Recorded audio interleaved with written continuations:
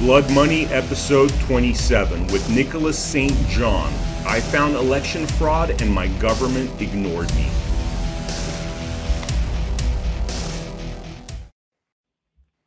All right, we're on the next episode of Blood Money, episode 27, with Nicholas St. Jon. Nicholas, how are you doing today? Good to see you guys. Thanks for having me. Awesome. The connection's a little bit weird. Hopefully it'll improve. But so Nicholas is a freedom fighter. The way I pitch Nicholas is that if you got tyranny on your mind, you're probably going to find Nicholas standing in your way. Nicholas, could you tell us a little bit about your background, what you've been up to, this last number of years in terms of this freedom fight? Well, it's right at 2 years now. Started actually December 15th of 2020. When Joe Gilbert put out the word to come and speak to our county commissioners about the overreach of the county, the health department, the mandates, all of that stuff. And so about 150 of us showed up to that meeting. And so I had the opportunity to meet a lot of my fellow citizens here in Reno and the Washoe County area. Heard their story about how many businesses have been destroyed, about how much damage the mandates were doing. And so I was also at the same time, I'd written a Nicholas, do you mind if I ask you, for the reception's really bad. I'm like I'm hearing half of what you're saying. Could you mind if we just try to reconnect? And I know there's some people watching right now. Do you mind if we just try to reconnect and see if we get a better line? Sure. Yeah, because if you could sign out and go back in, and just make sure you don't have anything else open, just because the reception seems to be really shoddy. I was hearing half the stuff you're saying, man, and it sounds really fascinating. I just want to make sure the audience gets the whole story. Okay, I'll be right back in. Okay, thank you. Sorry, guys. We're pausing here for a minute. Nicholas is going to rejoin. I know our producer, the awesome Travis, is watching. I sound fine, Travis, right? You could send me a message here in our private chat. I think my connection's fine, right? Yes, awesome. So we're just going to wait for Nicholas St. Jon to join up. And thank you for your patience, all the folks that are watching right now.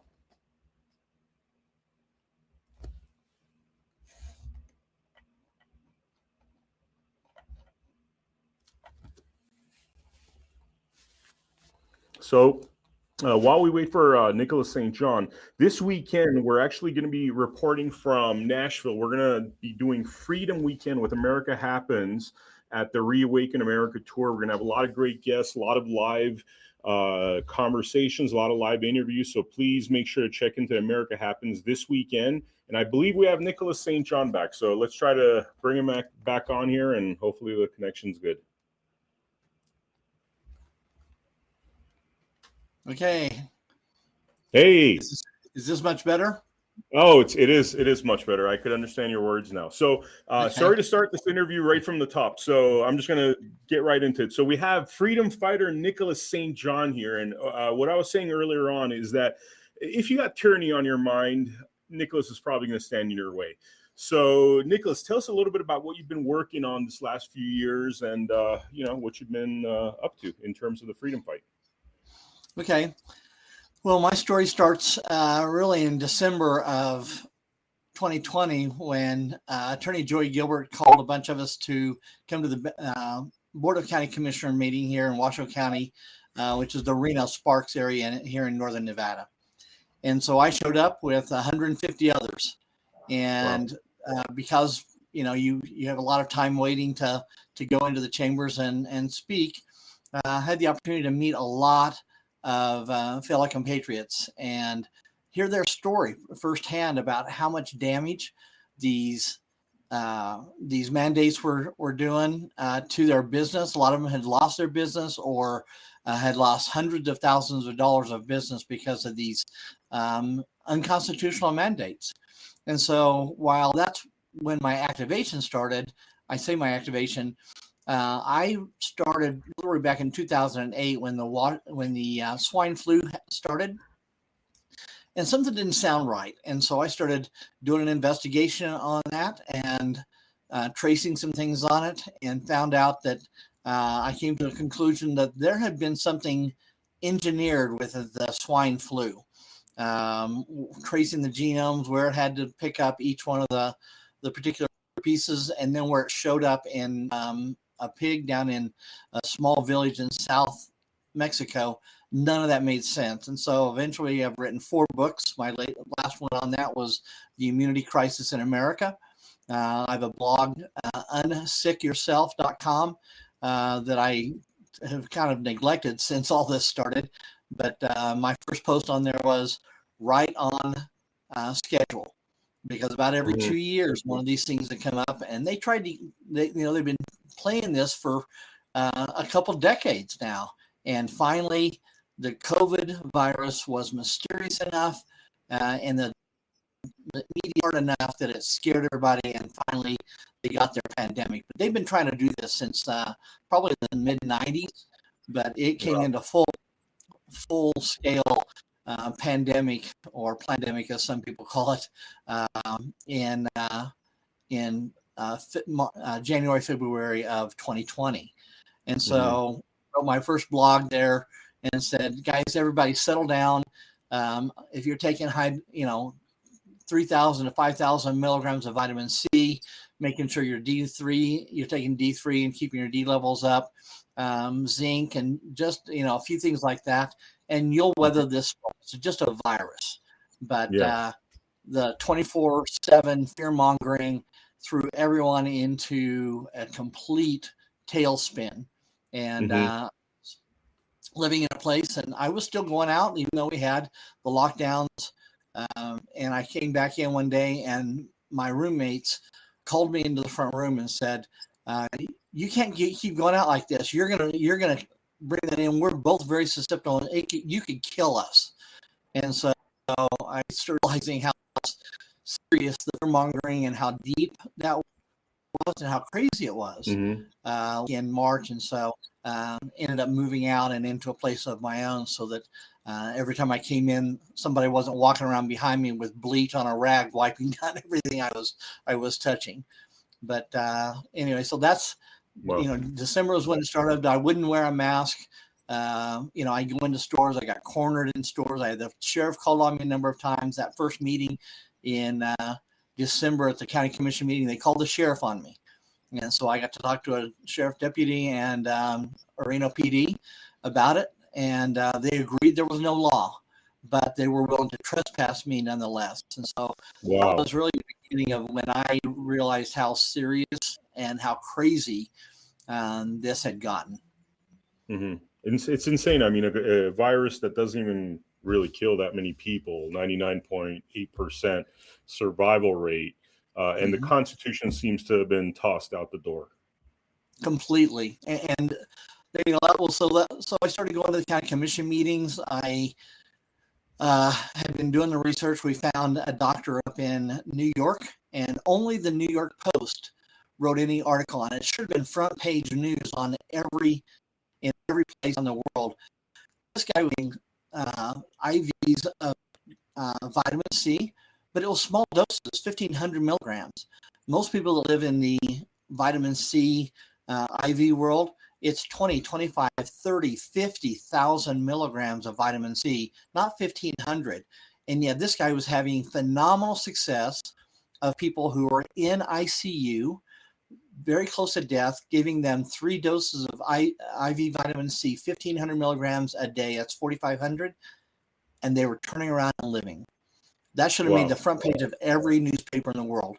So I put together 4 other methods, brought them to the county commissioners, and put that on their record that there were 5 known treatments for COVID, and that was in February of 2021. Of course, the vaccine hadn't gotten out, and don't get me started on the vaccine. That's a whole nother story. And what we're seeing now is tragic, of all these young people dying of cardiac arrest. It's just criminal. It's insanity. Just and we had all these very simple methods like vitamin C that was censored through the mainstream media, through the government.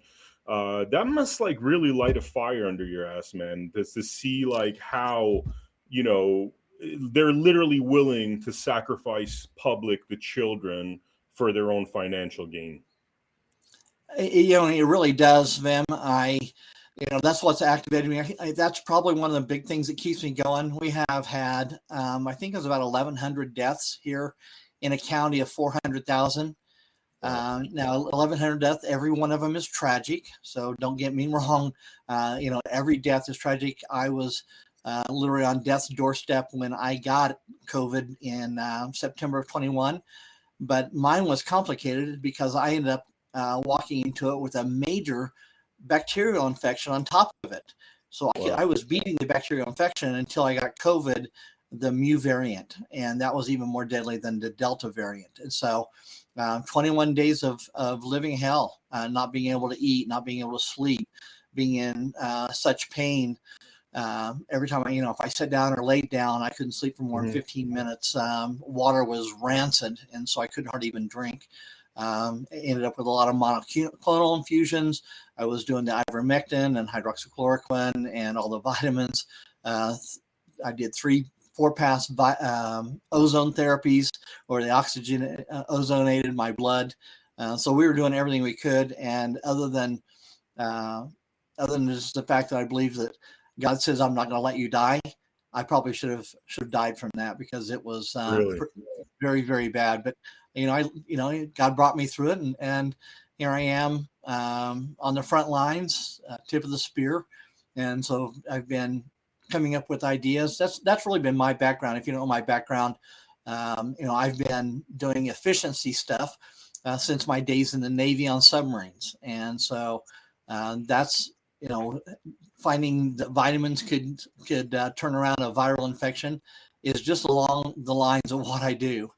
I worked in election integrity as well, and found stuff there and ways to mark ballots that would catch them with their hand in the cookie jar. So very involved in this. I want to see our country return to being great again.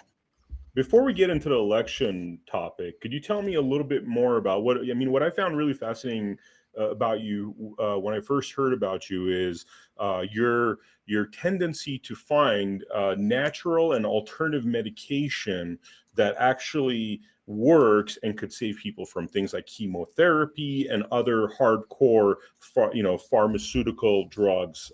Could you tell us a little bit about that? You were telling me about a cancer drug, for example. Right. So after I survived, one of the things that I had trouble getting was ivermectin. And so, I'd heard that some people were able to get it from India. So I investigated that and put the word out. So So January 3rd of 2021, I brought some people together, 30 of us, and formed what's now called the Washoe Patriots.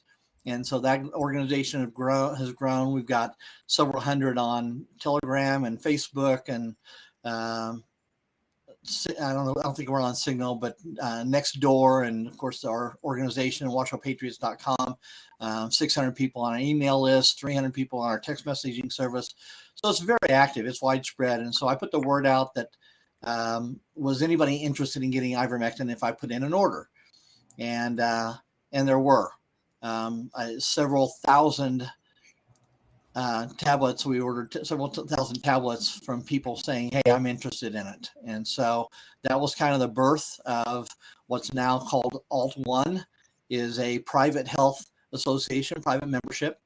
And so it has taken us out from underneath the regulations because we're private. And so everyone that wants something from us, they can become a member. The membership's free at this point. And we have, I think last year when I totaled it up, we had gone through 27,000 6 milligram tablets of ivermectin. So we have started quite a pipeline of getting supplies, so nobody needs to wait. We've made it dirt cheap because I get it in such high volumes. So I can pass those savings on to people. And we just found a repurposed drug again, like ivermectin was repurposed from parasites and now is the main drug is being used to fight COVID. On the same way, there's a dog dewormer called fenbendazole.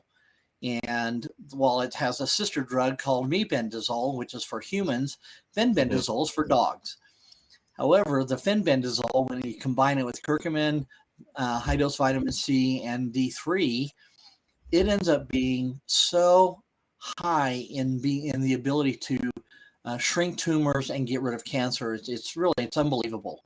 There's been some Wow. mice studies with almost 100% success rate, no matter what cancer they inject into these mice using fenbendazole and that protocol. Wow, wow, that's amazing. And for the viewers, I mean, look at things this way. This COVID vaccine with not much research, no trials, they tried to push upon us. And I'm Mm-hmm. sure, these naysayers would be listening to Nicholas talk right now and say, well, there's, it's made for dogs, it's this, it's that. Do anything to get you off the trail of potential good stuff. So I have a feeling you've spent probably more time researching this than those guys did with the COVID vaccine. I probably did. I've talked to a number of people because of, I don't have a degree. My IQ is fairly high. And so being able to figure this stuff out helps. And I've gotten into a number of conversations, almost what feels like knockdown, drag out fights with MDs and PhDs over treatments of viruses because I got into one guy was a PhD in virology, and he Wow. just could not stand it that perhaps high dose vitamin C could stop Ebola. And what he Wow. had described, Ebola is a it's I can't remember the name right now or the term that you bleed. Basically it's like you bleed to death. So it's Mhm. scurvy, but instead of it taking months to deplete your vitamin C, because that's what scurvy is, because it was introduced or not introduced, but studied when sailors would be at sea for months and months and months, and all of a sudden these guys are dying and they're bleeding to death, and with no idea why are these guys doing this. And then a guy finally figured out it's because they didn't have any fruit and hardly any Wow. vegetables on these ships. And so when they introduced limes, we hear British sailors called limeys. That's because they put limes on these ships, and that's what stops scurvy. And Wow. so Ebola just depletes the vitamin C levels in your body so fast that essentially instead of taking 3 months to hit scurvy, you do that in 3 or 4 days. And so this PhD guy that I was going back and forth with just could not stand it that perhaps vitamin C could stop scurvy, all right, Wow. and stop the Ebola virus. So yeah, watching people die every time I hear someone saying they got sick, it really bothers me because we know that there's so much stuff out there now, and now with the fenbendazole and a whole protocol that we have here at Alt One to start saving people's lives. And then the interesting thing is, the story comes from Joe Tippins. If someone wants to investigate how the fenbendazole story, it starts with a guy named Joe Tippins, and we have that on our website, washoepatriots.com/alt1, and which is across the screen here.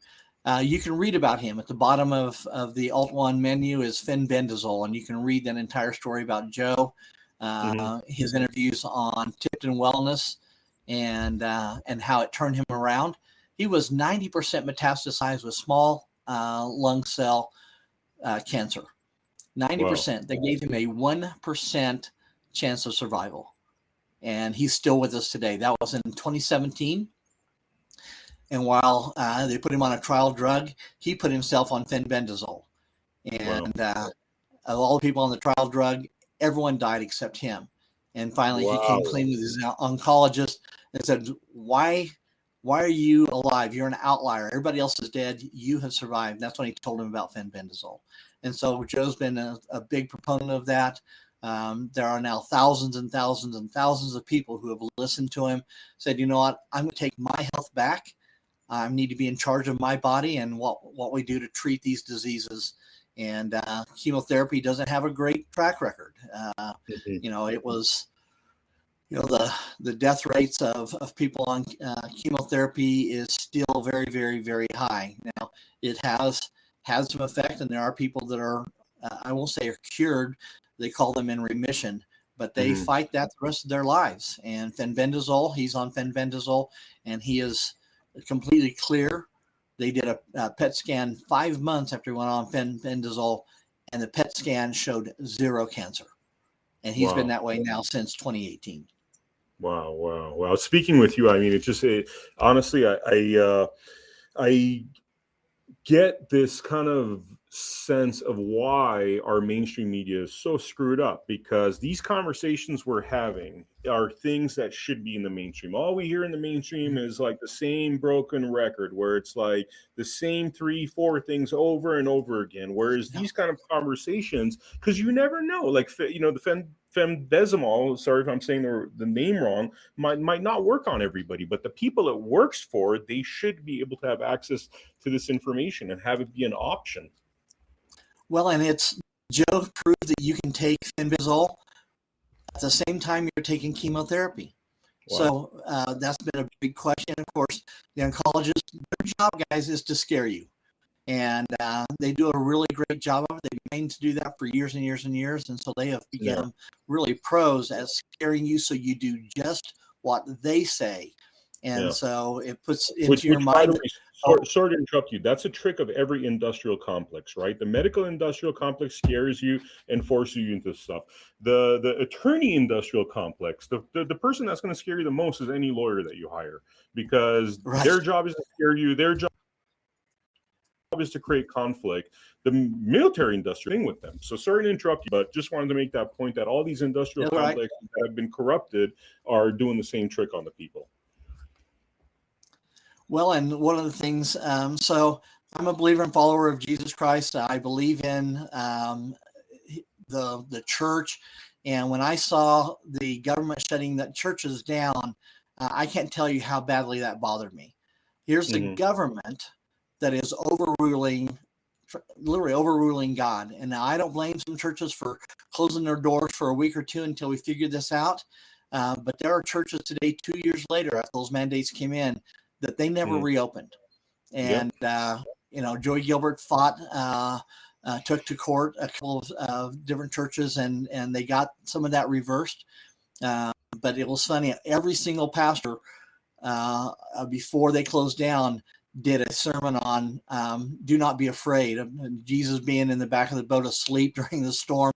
And, they wake him up because they're about to go under. And he says, fear not, don't be afraid. And then he speaks to the storm and it stops. Others spoke on Psalm 91 about do not be afraid. And then they all became afraid. And, fear's not from God. It says, if, perfect love casts out fear. And so we need to rise above that. Do not let this. Find yourself living in fear.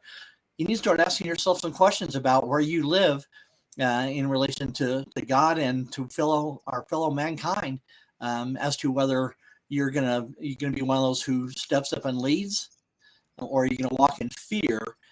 And that's what they want you to do. Yeah. Especially as a Christian, to have fear of things like death, it's just kind of I don't know, contradictory messages there. Tell us about when we first connected. The topic that we talked about at length was this election fraud issue, and I know you've been very passionate about for a very long time. And seems like you've come up with some really clever methods. Could you tell us a little bit about your election fraud journey? Okay. Yeah, it's so for me, it started. There was I'm trying to think. Dan Schultz broadcast a thing on precinct strategies, and so I thought, you know what, that I wasn't aware that there was a central committee and that there was precincts and all that stuff. I knew about precincts because you voted in your precinct in those days a long time ago, but not aware of how much power the central committee had and how much we, the people, once we got into the central committee, could have an influence in all kinds of things for the Republican and Democratic parties. And so I met with so I put together a program. I'm a programmer and design systems online. And so I put together a quick little thing to be able to sign up people to get them into the central committee. So I went and met with the Washoe GOP people. And one of the guys who was in that meeting was a database guy. And he said, Nicholas, would that help? Would it help if you had the voter rolls? Well, boy, I guess it would. I didn't know I could have them. So he sent me the voter rolls, and then I started looking at them, and then the numbers just didn't make sense. For the number of people that were in the county at the time, the number of people who were registered on it looked to be way too high. There's a lot more people on here than should be, it looks like. I think when I did the calculation, it was something like 0.45 or 54 children on average per household. Well, that's nowhere close to the average, knowing what the numbers of children are here in the school districts and all that stuff. So I pointed out, and his statement to me was, "Oh, don't worry about that. Don't worry about that. This is where it all starts, guys. What do you mean? Don't be worried." And so that was kind of the first trigger that things need to be looked into. And so, long story short, fast forward to the spring of 21, and I started looking at the results of the 2020 election. And again, things didn't look right. And so eventually we pulled all of the cast vote records. Ended up getting selected by Mike Lindell's group and represented Nevada at the Moment of Truth Summit back in August of 21, and talked about a report that I opened up called the Provisional Voting Records Errors and Analysis, or Errors and Anomalies for General Election 2020. When I got so I started working with Jeff O'Donnell, who is well known for his database analysis. He said, "No, something looks strange with the provisionals. Have you looked at this?" And so I went in and looked at it for Washoe County, and we had 0 provisionals. Well, we're the second largest county in the state. How did we have 0 in a year that had skyrocketed for every other county? And Clark County had 60,000, and the next one was we were at 0. And so I looked into that, come to find out. There was some kind of software glitch that put 2,950 people on election day registering at a town of 3,200 people. 2,950 people came into Cold Springs and registered to same day voting as provisional voting ballots. And I said, that's just, I mean, it's an impossibility. Impossible. Yeah. Yeah. Wow. So we went out and when we went and got, we got a list of some people, went out to Washoe City and Incline Village and got affidavits of people saying we didn't do that. So that opened up the report. I took it to the county commissioners, nothing. So I took it to the manager and forced a meeting with him, and that led them to an investigation. He opened an investigation into it. He says, well, you bring up some good points. Nobody has some answers. Let's go see if we can find some answers. And so that was when the provisional voting report and investigation got started on July 14th. And since then, they had a preliminary report that was pretty condescending. Nicholas just doesn't understand this stuff, or you don't understand how this works, or the voter rolls are changing all the time. Look, I understand all of that. And when we started challenging that preliminary report, which they fought against us on everything. First, I asked for the report a few days before we went to that meeting. Wouldn't give it to me. So we got to see that report as we sat down in that meeting with them. They went through it. It just raised more questions. She came to the conclusion that the data that I had was bad data. Well, you would think that if the investigator comes up that the data you were given was bad, the next question should be who gave it to him and why did you give him bad data? Who gave that data? Who gave that data? Well, and that's a good question. All I have is a public records request, and I was asking for the data that came back from the Secretary of State, and yet I did not get that data. I got something else. Wait, so you asked for government data. They send you that data. You base your investigation on their data, and now they're saying it's bad data. Right. So exactly. Why isn't the goal to fix this very, very severe issue? Well, you would think the next question is who gave him the data, and why did you give him bad data instead of the right data? And so we can't get that question answered. We did find out why everyone came up as Cold Springs on election day, which still doesn't make sense because when you went in and did provisional voting in early election, it showed up the polling place that you went to. But on election day, they somehow, it was different software? Why would on election day, everyone who did provisional show up on Cold Springs while early voting showed up at each of the polling places just like they're supposed to be? Haven't answered that question. So we've now been through 2 review boards. The first one I went to, she had it marked as completed. I had my 3 minutes, which don't get me started on the 3-minute thing.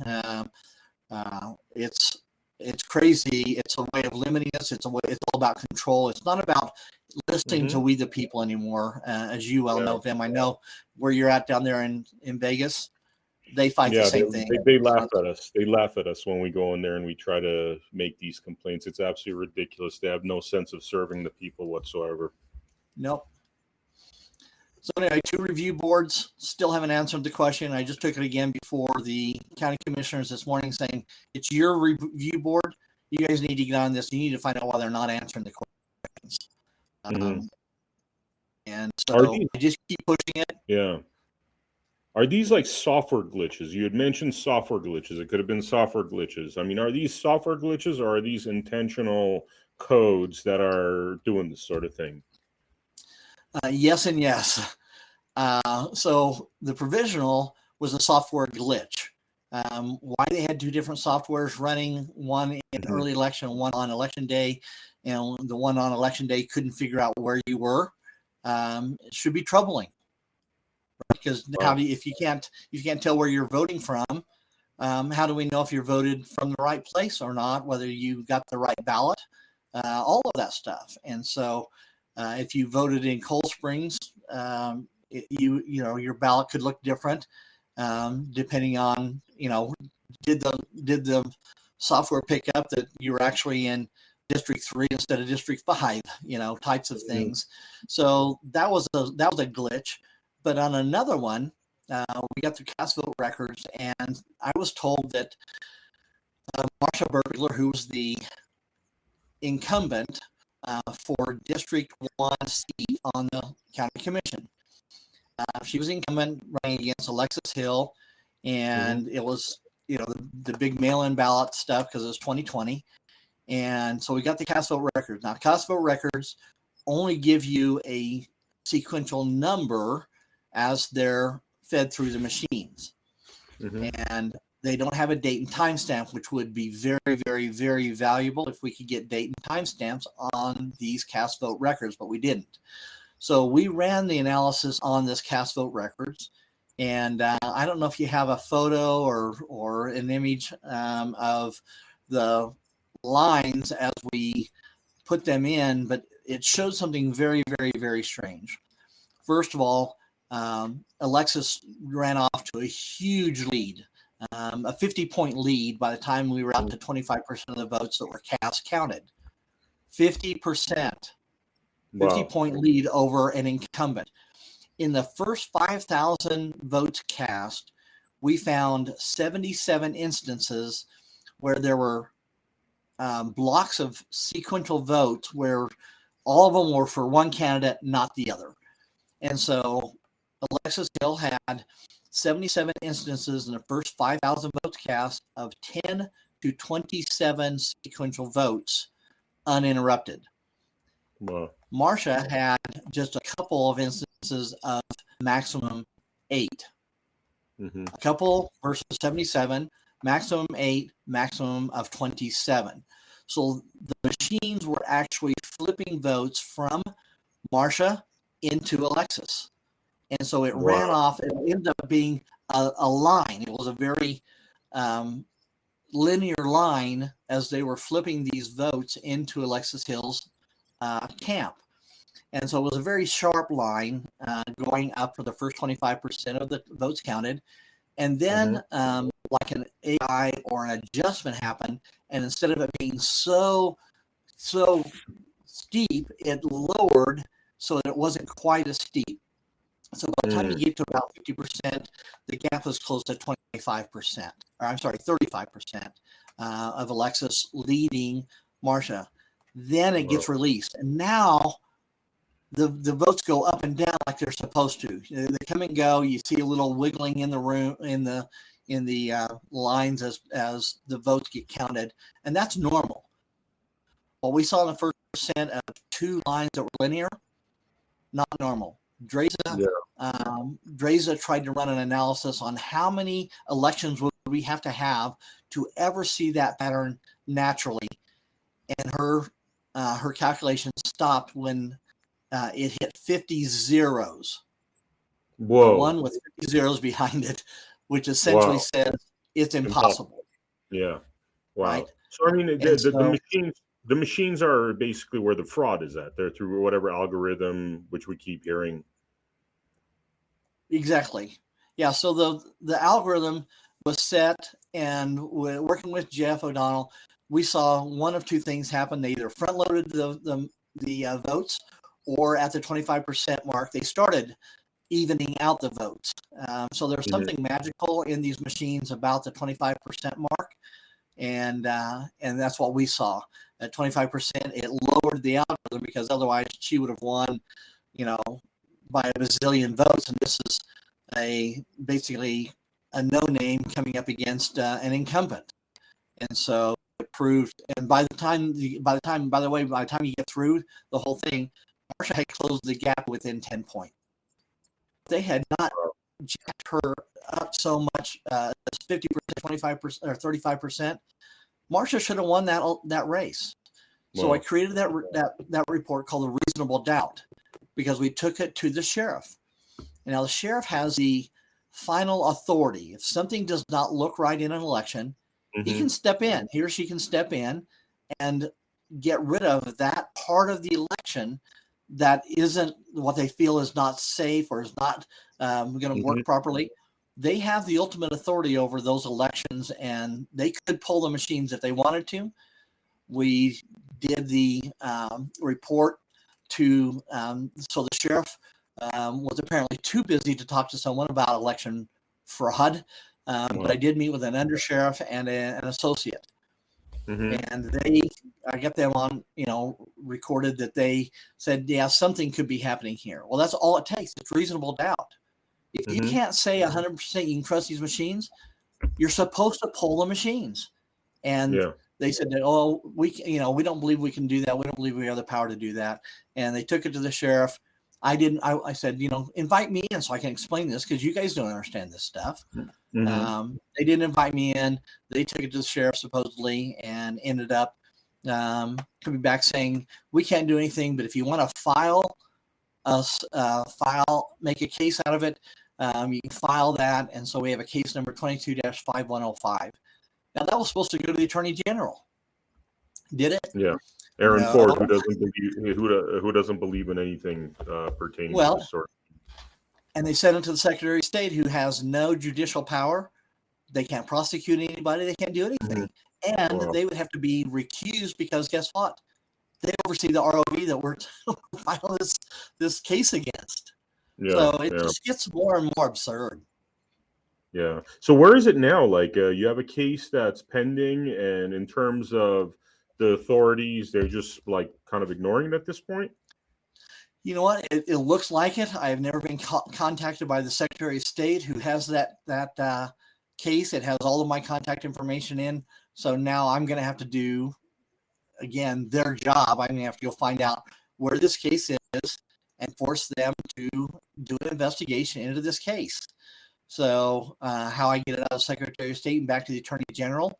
Of course, Chita did not get Attorney General, so we have an Attorney General who does not have what I believe is our best interests and the Constitution as their foundation.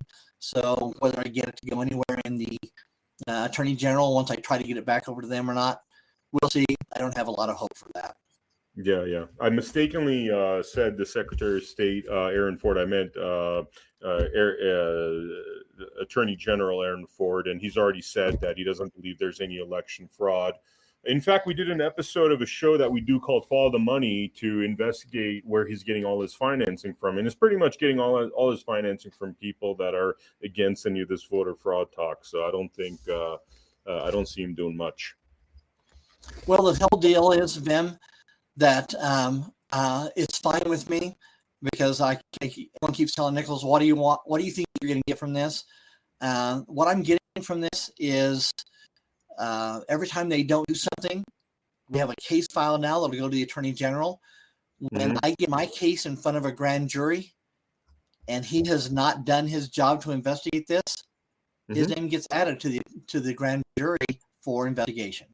Yeah. Grand juries are, that's the magic we got to all strive for, is grand juries, because that's the only way to overcome the fraud. Right. And, and I filed 2 criminal complaints, took them to the courthouse, and the clerks wouldn't file them. Then the supervisors wouldn't take them. They went to took them to 2 judges, and the judges, believe this, Vem, this is unbelievable. The judges came back and said, because you're a civilian, because you're not an employee of a government agency, you do not have the right to file a criminal complaint. Wow. The next day I came back with the NRS code. I read the NRS code to them and said, do you see anything in here of who it says who can and cannot file a criminal complaint? And they said, it doesn't look like there's anything there. I said, well, good, then file saying we're not going to file this. They said we're not going to file after you showed them the NRS statute. Yes. So again, they're going to be in my complaint that goes to the grand jury for investigation, and now it includes 2 judges. Wow. So they just keep broadening the net, and like I said, I'm fine with that. I'll just keep adding it to it. I document everything really well, and so when I get my case to the grand jury, it's going to make a big splash. Fortunately, unfortunately, I tried. Well, after that, they said, "Well, go take it up to the DA. They're the ones who file criminal complaints." And so I took it up to the DA's office. They reluctantly took it, and ended up 2 days later, I get a call from somebody, and I still don't know who that is, saying, "Yeah, it came to the civil side of the DA, and we've looked at it and decided that we're not going to pursue this." Yeah, of course they're not. Of course they're not. And so I've asked, by what authority do you have not to pursue this criminal complaint? I want to know what either the statutes are or your policy and procedures and who it was that did that. And I've gotten no answer. I've been back there half a dozen times. I keep talking to more and more investigators, and it's finally gotten to the assistant DA, who isn't returning my calls or my emails. Wow. I mean, Nicholas, I got to give you a lot of credit for putting up the fight, because these are highly corrupted institutions. We don't talk about the judiciary enough. I mean, the judiciary is absolutely a farce. I mean, a complete farce on so many levels. We don't talk about that too much, but these election fraud cases are a perfect example. And then, you go into things like the criminal justice system and family courts, and it's a complete shit show, corruption everywhere, unfortunately. I mean, what do you do now? What's your next steps when you're hitting these brick walls? Is it pretty much relying on the grand jury and hoping that all comes together? There's a couple things. For the county commissioners, I already filed. Now we have 2 new county commissioners, so I have to get my notice of intent to file a claim against their bonds, because they're all bonded, right? Judges are bonded. All these guys that are officials are bonded. And so I did the investigation into that. And so the bonds for the county commissioners all go through a company, RLI, out of, I think it's Illinois. And so I've already investigated that. I've already filed a notice of intent. You have to tell them you intend to file a claim against their bond. And so I have 2 of them have already been served. I have to file that on the new ones. I was trying to wait until I had a full thing on it, showing literally hundreds of violations. But it's been a lot of work. My binder is now 3 inches thick of minutes. Our time's going into the county commission meetings and demanding they put the on the agenda that they've ignored us on. And so this year the tactic is, the more people I can get to go into the county commission meetings and demand that they take some action than they don't. Every one of those is a violation of their oath. Wow. every one of them. Wow. And so First Amendment says that we have a right for a redress of grievances. And for your audience, you can rattle through the First Amendment and read that as a redress of grievances. Most people don't even know what redress is, and it's not putting on another set of clothes. It's a redress, and that term means that the officials are obligated by our First Amendment to meet with us, have an open discussion, and resolve these issues as best we can. Now, that doesn't mean that every citizen who brings in a complaint, that says, "Look, I want a bridge built over this canyon because it'll make my travel easier," they're going to get everything they do. But the fact that they're not meeting with us at all is a complete violation, multiple violations of our rights and their oath over and over and over. And here's what I love, Vem. Our founding fathers were brilliant, and I believe they were inspired by God to write the stuff the way it is so that it gave us a back door into fighting the corruption that we're seeing. So if you take and start filing grievances against their bonds, and their insurance company is obligated to investigate this stuff. And so we're in the right. When they start looking at this and realize we've been coming in here for 25 months, not had one resolution ever put on the agenda, never had a sit down discussion with it. They can't prove any meetings of trying to redress any of this stuff. And so there's been hundreds of violations. We start filing this stuff and those bonds get paid out. It's $100,000 bond. They pay out $100,000 and extinguish that bond for that particular official. They get removed from office for being untrusted, because by law you have to have a bail, or you have to have this bond in place. And once that bond is extinguished, you're untrusted. And if you don't get another bond in place, you're removed from office. Not only are you removed, but you're now basically blacklisted. You can never hold an office in the county and possibly the state ever again. Yep. So it's serious. It's one of our avenues we're pursuing. The other one, of course, is. You cut out. You cut out, Nicholas. So you said the other one, and then it cut out. The other one is continuing the grand jury. I just called and to see, because the grand jury has to be impaneled. There was one impaneled here in Washoe County in May. They went 2 years with the grand jury. That's actually against the law. There's supposed to be a grand jury impaneled every year, because that's the mechanism that the DA has to come to them. The grand jury looks at it and then comes back with an indictment or whatever the other thing is that it's called. And I can't remember the term, but there's a special term that says, no, there's nothing here, and we're not going to indicate you need to take this to trial. Yeah. Wow. I mean, this whole bonds thing is just so fascinating to me, because, one of the things that it signifies is they really pushed us to a point where really destroying their careers is our only option. And that's sad. That's very sad, because all they have to do is respect the law, respect the Constitution, and we'd be fine right now. We wouldn't be literally looking to destroy the careers of judges. And I speak to some of you judges out there. I know some of you guys watch this show. And really, it's a shame. It's a shame that it's come to this, but we have to do what we have to do, because a lot of judges are not respecting the law out there. A lot of judges do not represent we the people. Bribery and corruption is at a level that I think signifies the fall of countries and empires, if you look at it historically, with this much corruption in our judicial ranks. But kudos to you, because this bond thing, I'm sure, really is going to terrify some of these folks, losing their insurance. Well, in other places, there's been some places around the country that people heard about the bonds, filed a notice to file a claim against a bond for some, especially school districts and trustees and school board members, and that did scare them, and they fell in line and they stopped the mandates of social distancing and mask requirements and the shot, and they got results. I have not had that result yet with the county commissioners, but it's an avenue, and I intend to go down that road.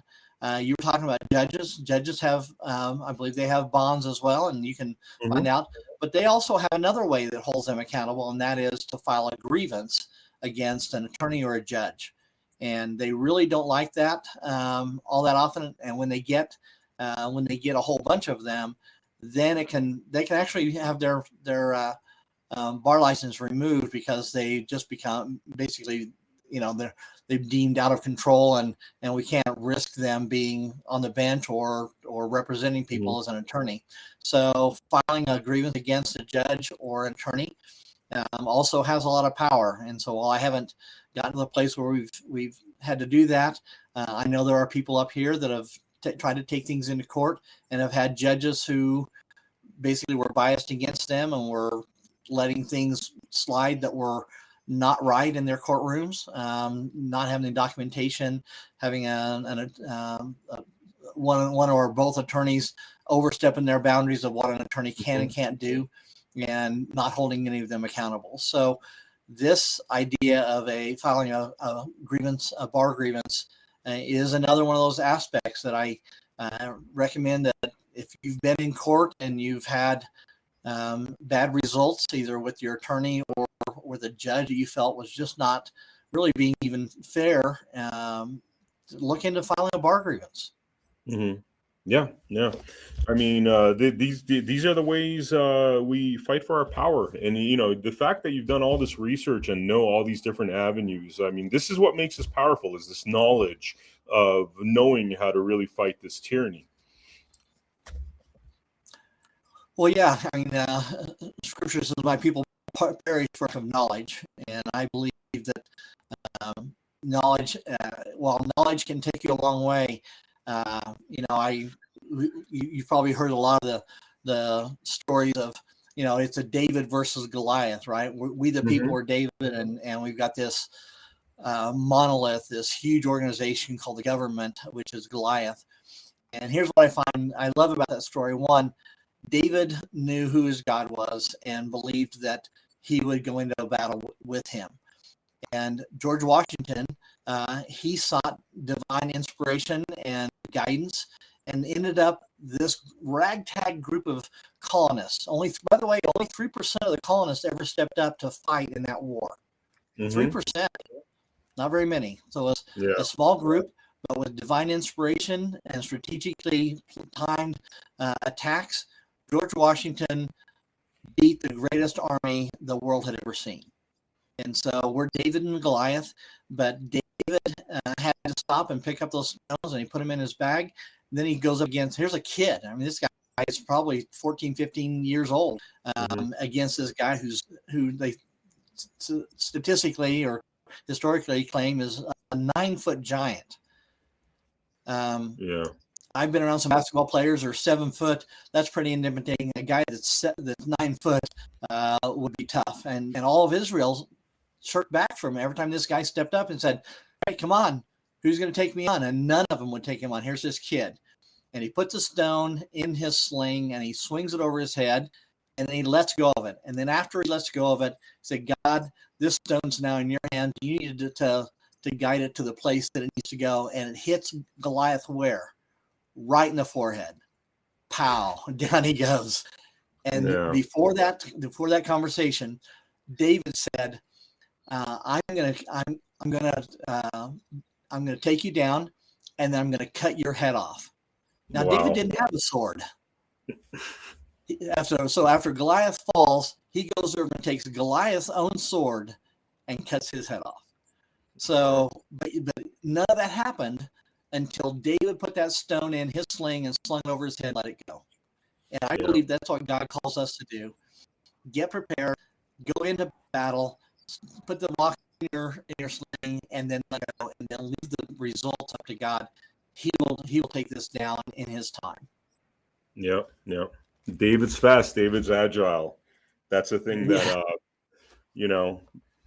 that's the thing that in the Malcolm Gladwell book, I think, he talks about that. And David actually wasn't the underdog, because he could run around, and something to be said about that. Something to be said about going up against these humongous forces with the agility that we have, with the information that we have, with our ability to move around. They're almost prisoners of their own corruption, and I think that's what ultimately is going to help to make us the victors of this freedom fight. Absolutely. And the more, while we don't need hundreds of thousands, 10, 15, 20, we went into that review meeting and I put the word out I was going in. I said, I'd like to have some support. 26 people showed up to that review meeting. They probably had not had 26 people combined at all review meetings from the citizens in the last 5 years. Wow. I hope that put the fear of God into some of them. Because this one was 25, the next one could have 50 or 100. Yeah, people are waking up. Nicholas, could you tell the viewer a little bit about your websites where they could find out, all this amazing information, whether the health products, the work that you're doing? Yes, our main website is Washoe Patriots, and Washoe is the name of the Indian tribe here that Washoe County was named after, and it's spelled like Washoe, Washoe, Washoe Patriots, plural.com. On there, we have the Alt One. Our homepage has a lot of the information I have on the provisional voting report. You can download that there. I also have the reasonable doubt report. And then on there, you'll see several of the instances, the videos that we had when I was standing up against the overreach of the metal detector to illegally search us. We demanded, by what authority do you have to override the Fourth Amendment? And they don't have one. And so I've challenged that. You can watch those videos. Hopefully it'll inspire you to start standing up against some of the tyranny in your area too. It's scary. I'll tell you. At one point I called 911 on the county because they would not let me into a meeting. And Of course the sheriff showed up, 5 of them. For little old me, I called them, didn't even talk, I was the victim, and they didn't even talk to the perpetrator. Wow. And so it can be scary. You never know when something's going to go south on you. Our founding fathers, they paid the ultimate price with their lives and their blood. And hopefully it won't come to that here. But, we need to stand up. So you can see that. So it's WashingtonPatriots.com. On there, up at the top is one of the menu items is Alt One. That's our private health association. You can learn more about that. You can become members. Members free, and at that point we can actually have a dialogue about what you're going through, what I know. And I'm not an MD, I'm not a doctor. I don't profess to be a doctor, but I have significant knowledge in studying of that stuff. So we can enter into a discussion. I can tell you what I've seen and what I've studied and what I think could help you the most. And then we have a lot of those therapeutics are available, and you can purchase them right from us at Alt One. And then we have a Washoe channel, a Rumble channel, Washoe Patriots. So it's rumble.com/Washoe Patriots. And you can see a number of the videos there as well. Everything from the county commission meetings where I've been escorted out of the chambers to standing up against the tyranny, to the detectors and, run-ins with people at places where I didn't have a mask and they would call the police or the sheriff on me. All those are on our Rumble channel at Washoe Patriots is our group name. We're also on I don't think of a lot of the other ones. I think we're on Gab. We don't do a lot with Gab, but we do have presence on a number of the others. Truth Social, we're on there as well, but again, not doing a lot yet with those. Wow. You're an amazing warrior, sir. It sounds, just those videos just sound kind of awful, but at least you've documented the fact that you stood up and didn't take shit from these authoritarians, frankly, good for you. Nicholas, this has been awesome. Thank you so much for coming on the Blood Money podcast. We'd love to have you back on because there's so much we could talk with you about, like the natural remedies and, all these different freedom fights you have going on. So we look forward to having you back on the future. And other than that, just wanted to drop some information here regarding tomorrow. We premiere at 2 p.m. on America Happens Pacific Standard Time. We premiere Gianna Michelli's new show called Legal Fuckery, where, frankly, we touch upon some of the topics here about how to overcome corruption in our legal and judicial circles. And then this weekend, we're going to be in Nashville from the Reawaken Festival, where America Happens is going to be featuring Freedom Weekend. A lot of interviews coming up on that weekend, including with Kevin Jenkins and Vandersteel. And join us back on here for Blood Money and the America Happens shows at americahappens.com. See you on the next episode. Thank you.